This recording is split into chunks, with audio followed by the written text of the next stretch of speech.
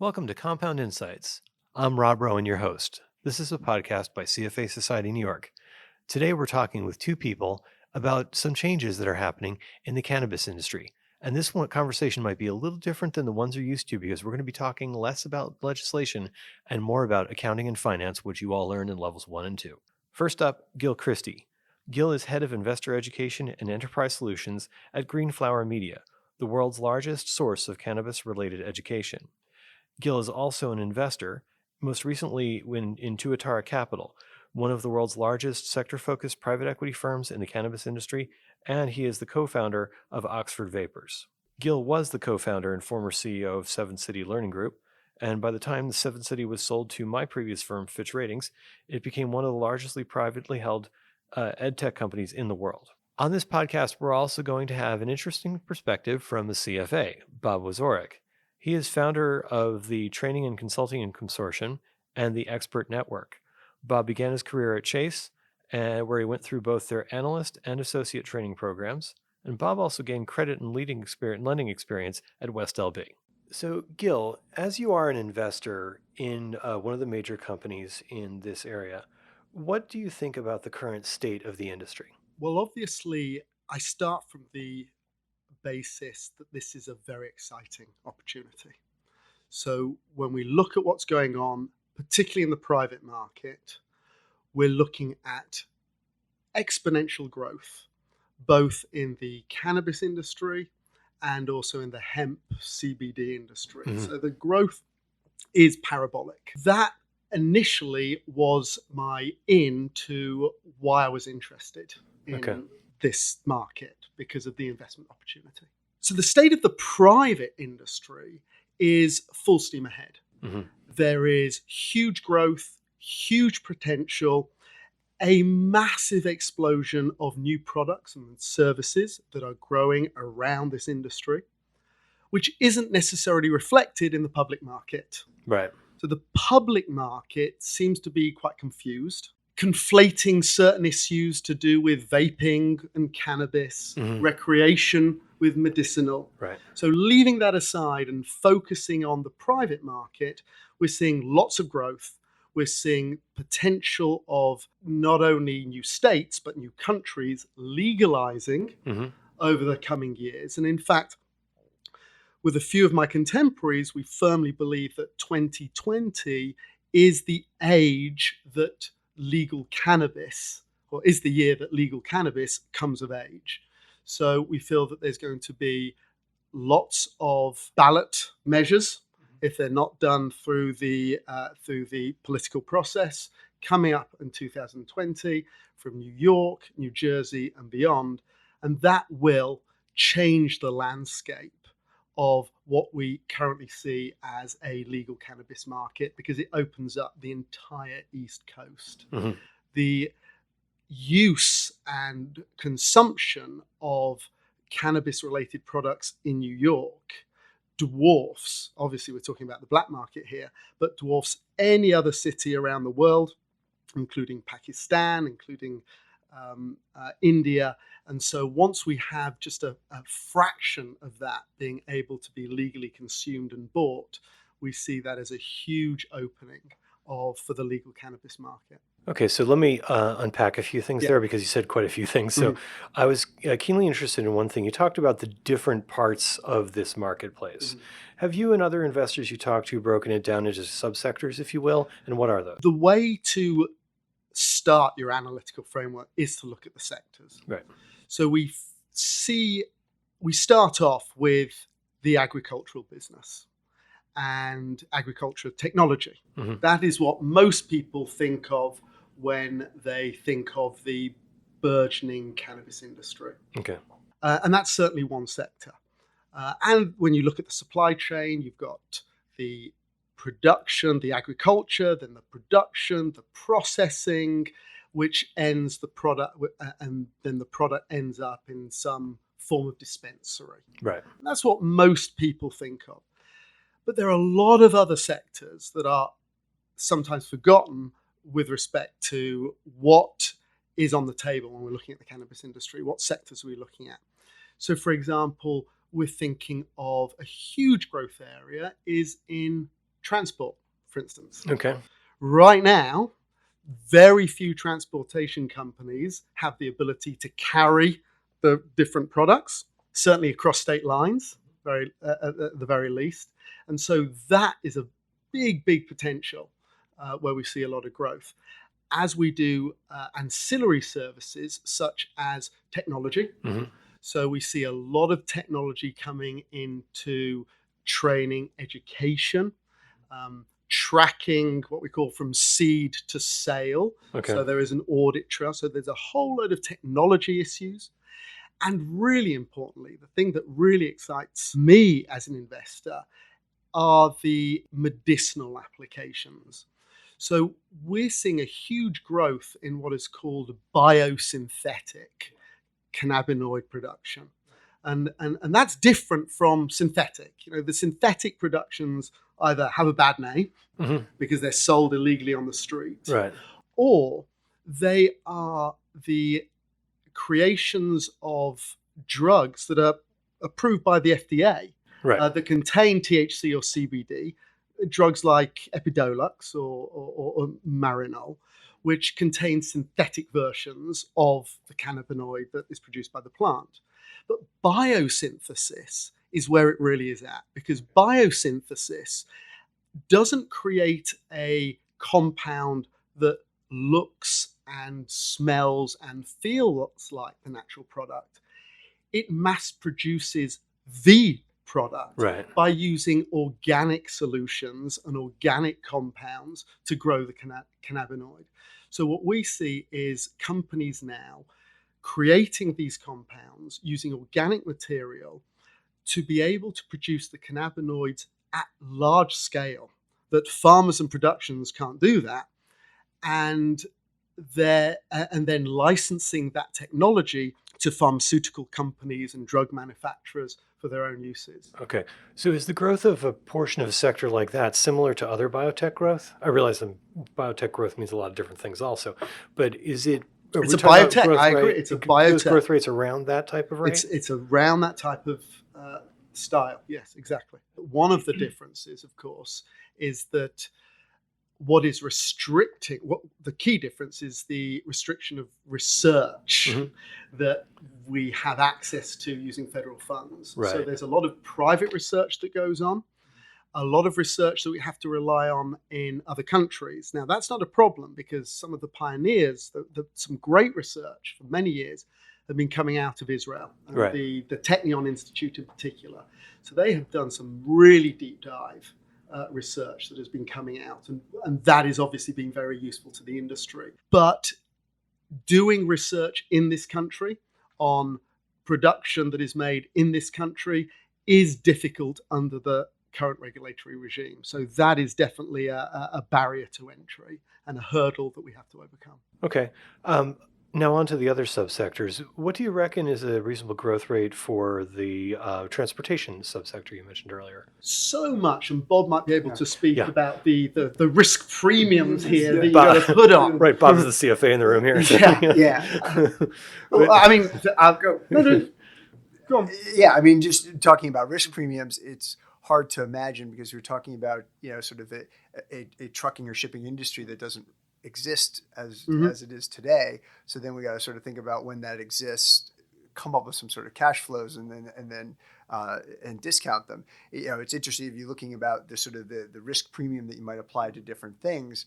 The actual probably transportation in the spectrum of risk premium is probably on the lower side, where sort of biological research and sort of what does that look like is probably you're using a higher discount rate or higher risk premium for something like that. Fair enough. Yeah. Right. So in risk premium terms, however, I presume it is close to what biotech is for other types of products. Is it not? Is this way higher, or is it probably in the realm of regular biotech risk premium? It's hard to say because what are the risk premium in biotech? I mean, that's also all over the map. Right. So I think you're talking about certainly high speculative risk premium that are appropriate for the space. Political risk that goes in there big time. Mm-hmm. Yeah.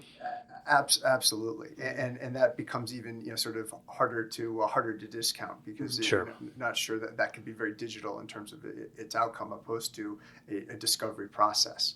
So you're going to have high risk premium in the space, and really that becomes the eye of the beholder, the investor. Really, sort of what is it going to take for me to invest in this space? What kind of returns am I looking for? Right. And I think that is reflected in the seesaw valuations that you see in the public market. Sure. And you have all kinds of cash burn rates right now, and obviously you're making some assumption about an addressable market and what does that addressable market look like. And then, when we get to that addressable market, then we can start looking at cash flows and applying discount. Yeah, I think it's interesting to compare this market to others that have evolved in recent years that we do have some look at. So when internet companies were new, a whole load of money followed them around, and many of them blew up in the first couple of years. We see an awful lot of money following ESG investments around right now. And who knows, we might see some kind of bottom drop out of that as well. I think this is sort of the natural cycle of things as new industries come online. But one of the political risks that I think we're maybe seeing right now is around vaping, because that was sort of a political / headline risk. Yeah. So how do you guys think that's going to affect the industry in the near and the long term? Well, it is affecting the industry. I mean, Massachusetts have banned all vaping products for 3-4 months. Yeah. I went into my local ShopRite over the weekend in New Jersey, and they've banned political products. They've banned vaping products. That would be wonderful, but That's coming soon. Sorry. So in the near term, absolutely, it is hurting. Particularly the small businesses, the vape shops, the smoke shops that rely on vaping products, it is hurting them. Our view is that this is a cyclical nature of event. It is a backlash to certain issues that have been conflated that will at some point unravel. Now, what is being conflated here? Well, you've got I don't want my kids vaping. So you've got the whole backlash of children, kids and schools, and that so-called epidemic, which incidentally, a responsible investor is very keen on seeing this market be regulated and out of the hands of kids and teenagers under a certain age. So we're conflating at that issue. What we're also conflating is the fact that the problem is stemming from bad ingredient. Yeah. Right. That's what got put in it. That's got put in it. Right. Now, if you and the fact that there is no regulation to ensure that what you say on the boxes in the ingredients is actually in the ingredients. So we have a big problem there that all vape products are being tarnished with the same brush based on some counterfeit products. And once that unravels, I believe in the long term, vaping is still a highly and hugely popular way to consume the drug, not only for recreational. We were talking about sectors before, but the real opportunity is the 3 broad sectors are recreational, medicinal. But where it really hits off is health and wellness. Right. And this is where we're seeing the CBD. So vaping is and CBD vaping, it doesn't have to be THC. It's a hugely popular way to consume. So I do believe it's cyclical, and the truth will out once the panic has died down. I was thinking that probably some of the listeners of this may not be familiar with this, and I'm not a chemist, I just play one on TV, but my understanding is that what was the problem with some of those vaping solutions was they used vitamin E. Vitamin E acetate. Acetate to create a stabilization agent within there. And that is fine to expose to your skin, but not so good to the inside of your lungs. Well, absolutely. And in order to make the vape, to make the oil as viscous as possible, relies a lot on the cannabinoids and the terpenes, which are very expensive to extract. And so what unscrupulous manufacturers will do is they'll try and achieve that viscosity by using supplements such as vitamin E acetate, but also other fats. So what you're looking for is a company that has genuine lab reports, that keeps the compounds and the chemicals in their vape to the absolute purity that they can, to only use tested chemicals such as glycol and diacetyl if you want a little bit of flavor, although even some people might not want that. But you need to be very clear about what is in the product before you're buying it. And unfortunately, because there is still a very big black market, some might question the tax rates that some of the states have put in that encourage people to stay in the black market. You are getting cheap rip-offs, not in licensed dispensaries, being sold to anybody that wants, and that's the problem. And then it all gets conflated, and we have this panic that all vaping products are tarred with the same brush. Right. Yeah, the vaping cases were also quite rare. It is interesting that every day I wake up and I read, and it's awful what's happening. I mean, I don't want my children to be vaping things that they're not allowed to vape. Right. But let's define what actually an epidemic really means. Right. When I was at school, an epidemic was something like the bubonic plague. It wiped out a third of the world's population. Now, this has caused some deaths. It's very, very sad. But 12 deaths and 800 cases does not an epidemic make. Right. We just need to keep this in context. And it's not in the current press. But that's the way the world works. It's a cyclical thing. We do. And if you look over the last 2 years, positive and negative press releases or press coverage, you see the ups and downs. Right. So this is just another one of them. We're a part of that cycle. Yeah, that makes sense. So one other thing I'm curious about, and I think a lot of people are curious about, is the current set of valuations. Earlier you said specifically, you made rather specific, that it was the private end of this marketplace that has some value, has some good values and good opportunities. Is that because valuations on the public side have gotten high, or do you think this all shakes out sometime in the near term? Well, yeah. So I think in terms of valuations, I mean, first of all, as we said earlier, they're all over the map. So you're seeing little process in that valuations, and they sort of just seem to fall out the way they are in the public markets. One of the things that's interesting, dynamic that as U.S. investors we might need to think about is that the bulk of the legal market is the Canadian market. So the Canadian market is really sort of the leader, if you will, in sort of how this is going. This framework is going to work, and we're still kind of figuring out what our framework is right now, which is state by state. Now, in Canada, you're subject to International Accounting Standards, IAS standards, which are not U.S. GAAP. One of the big standards that is of issue in terms of the accounting of this is IAS 41, which is the accounting of agricultural products. And to sort of summarize and simplify it, it basically says that as a plant grows, it grows in value. And so what you need to do is market to market as it grows. So it has a value as a seed, then as a seedling, then as a sprout, and then it growing into a plant, then a mature plant. Well, its value is going up.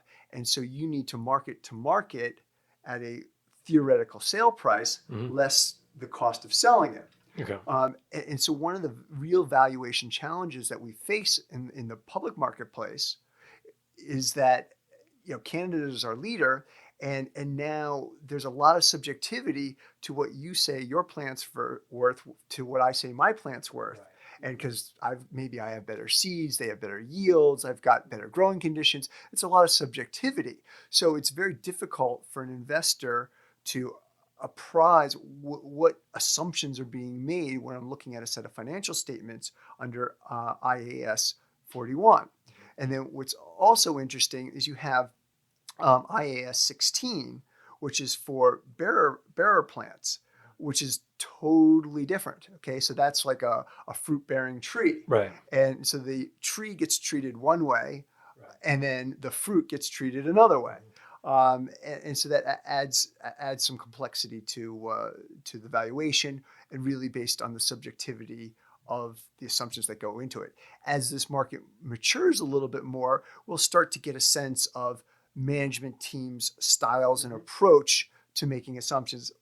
under any sort of accounting regime, assumptions are made, and are you making them, conservatively, or are you making them aggressively? And I think we'll start to see, patterns of management teams going one way or another, which will then provide investors more insight over time. But this is still a fledgling industry, and so right now, I really don't know what's going into these assumptions. I think just to add to that as well, there's been a couple of very high-profile public acquisitions at some interesting valuations that might have also distorted what the public market is currently pricing it at. And yes, that will shake out. Mm-hmm.